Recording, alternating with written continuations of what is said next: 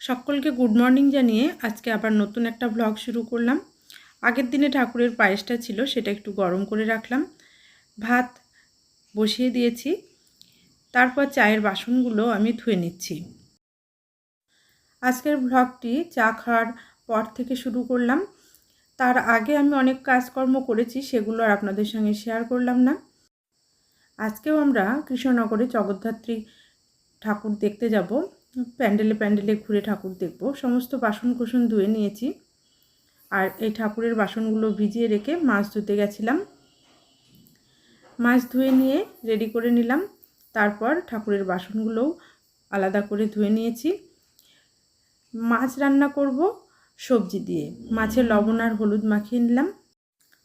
আজকে সকালে টিফিন বলতে মুড়ি, চানাচুর এগুলো বেশি করে একটু খেয়ে নেওয়া হয়েছে চায়ের সঙ্গে, আর পায়েস ছিল সেটাও খাওয়া হয়েছে। একেবারে দুপুরে রান্না করে নেব।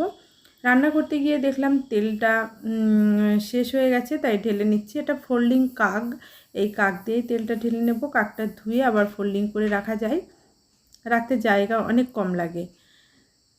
সিলিকনের কাক এটা। তেলের প্যাকেটটা ডবল কভার ছিল, কেটে নিলাম। সর্ষের তেল ঢেলে রেডি করে নিয়েই মাছগুলো আমি ভেজে নেব। আজকে আমরা পুজো দেখে আমার ছেলের বন্ধুর বাড়িতে থাকার ইচ্ছা আছে, সেখানেই থাকবো। তাই বেশি কিছু রান্না করব না, মাছের ঝোল সবজি দিয়ে করব। সে কারণেই 2 রকমের সর্ষে গুঁড়িয়ে নিয়ে পেঁয়াজ, রসুন, আদা, কাঁচা লঙ্কা বেটে মাছগুলো ভেজে নিয়ে আলু আর বেগুনের সঙ্গে মাছের ঝোল করে খাওয়া দাওয়া শেষ করে আমরা সন্ধ্যাবেলায় পুজো প্যান্ডেলে চলে এসেছি। প্রথমে আমরা এসেছি রেনবো ক্লাবে। এখানে রেনবো ক্লাবের যে প্রতিমা সেটা দেখে নিলাম, তারপর প্যান্ডেলের সামনে চলে এসেছি। সুন্দর লাইটিং করে সাজিয়ে তোলা হয়েছে এই প্যান্ডেলটিকে। ক্যালিফোর্নিয়ার একটা মন্দির এখানে তৈরি করা হয়েছে, এটাই এদের থিম ছিল।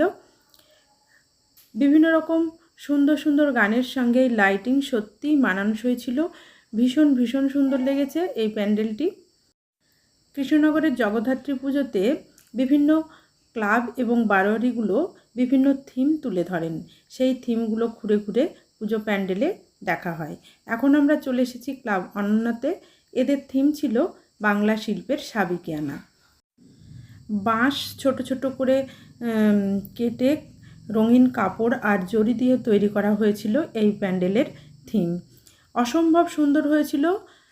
বিভিন্ন রকম হিন্দি গানের সঙ্গে মিউজিকের সঙ্গে এই প্যান্ডেলে ঘুরে ঠাকুর দেখতে এমন একটা আবহ সৃষ্টি হয়েছিল, আপনার মনটা যেন কোথায় হারিয়ে যাবে।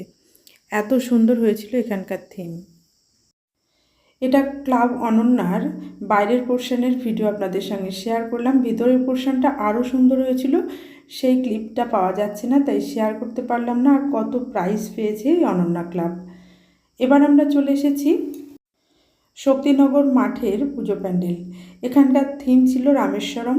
রামেশ্বরমের একটা মন্দির এখানে তৈরি করা হয়েছিল। খুবই উঁচু একটা প্যান্ডেল হয়েছিল, আর এই বড় মাঠে মেলা বসে। আর ভেতরের আর বাইরের কারুকাজ ছিল ভীষণ সুন্দর। দেখুন বাইরের পোর্শনের কাজটা একটু জুম করে আপনাদের দেখাচ্ছি। দেখুন এত সুন্দর। আর এই যে ভেতরে মূর্তিগুলোও ছিল অসম্ভব সুন্দর। এবার আমরা পুজো প্যান্ডেলের একেবারে ভেতরে প্রবেশ করছি। দেখুন ভেতরের কাজ ছিল একেবারে অসাধারণ। এত সুন্দর কাজ আর এত সুন্দর প্রতিমার সাজ দেখলে আপনার চোখ জুড়িয়ে যাবে। এই পুজো প্যান্ডেলের সামনে আছে একটা বড় মাঠ, সেখানে মেলা বসেছে। সমস্ত রকমের স্টল দেওয়া হয়েছে, খাবারের স্টল থেকে শুরু করে বিভিন্ন রকম জিনিসপত্র বিক্রি হচ্ছে। আমার মেয়ে ভেজ মোমো খাচ্ছে। চিকেন মোমো খাওয়ার ইচ্ছা ছিল কিন্তু ফুরিয়ে গেছে, তাই খেলো ভেজ মোমো।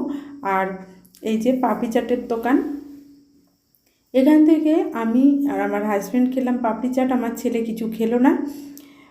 ওর যাই হোক কোনো কারণে বললো আমি কিছু খাবো না, ও আমাদের জন্য পাপড়ি চাট কিনে আনলো। মেলাতে খাওয়া দাওয়া বলতে আমরা এটাই করেছিলাম। এবার এখান থেকে খাওয়া দাওয়া সেরে আমরা চলে এলাম কৃষ্ণমাতা বারোয়ারিতে। এখানকার পুজো প্যান্ডেলের থিমটা কি আমার জানা নেই, তবে ভীষণ সুন্দর হয়েছিল এই থিমটাও। কোনো একটা সাবেকিয়ানা বাড়ি তৈরি করা হয়েছিল এখানে। আর লাইটিংয়ের সুন্দর ব্যবস্থা ছিল, খুবই ভালো লাগছিল দেখতে। মনে হচ্ছিল যেন পুরনো কোনো একটা বাড়িতে প্রবেশ করছি। আর এই যে এই পুজো প্যান্ডেলের এই পুরস্কারগুলো, সেগুলো এখানে সাজিয়ে রাখা হয়েছে। জমিদার বাড়ি টাইপের কিছু একটা থিম এখানে তৈরি হয়েছিল। এই থিমটা ছিল রাধানগর নতুন বারোয়ারির। এবার আমরা যাচ্ছি রাধানগর আদি বারোয়ারি। এখানকার থিম হচ্ছে রাম মন্দির। ভীষণ সুন্দর হয়েছিল প্যান্ডেল, আর আলো ছিল বিভিন্ন রকমের, এত সুন্দর লাগছিল। বারবার আলোগুলো চেঞ্জ হচ্ছিল, নীল, লাল, সবুজ, গোলাপি, বিভিন্ন রকম লাইটিংয়ের সঙ্গে। আর রামের গান বাজছিল, এত সুন্দর লাগছিল, সত্যি খুবই ভালো লাগছিল। চোখে না দেখলে, কানে গানগুলো না শুনলে কিন্তু সেই ফিলিংসটা আপনারা অনুভব করতে পারবেন না। লাইটিংয়ের সঙ্গে ছিল রামের অবয়ব, বিভিন্ন রকমের রামের অবয়ব এখানে ফুটে উঠছিল লাইটিংয়ের মাধ্যমে। দেখতে ভীষণ ভালো লাগছিল।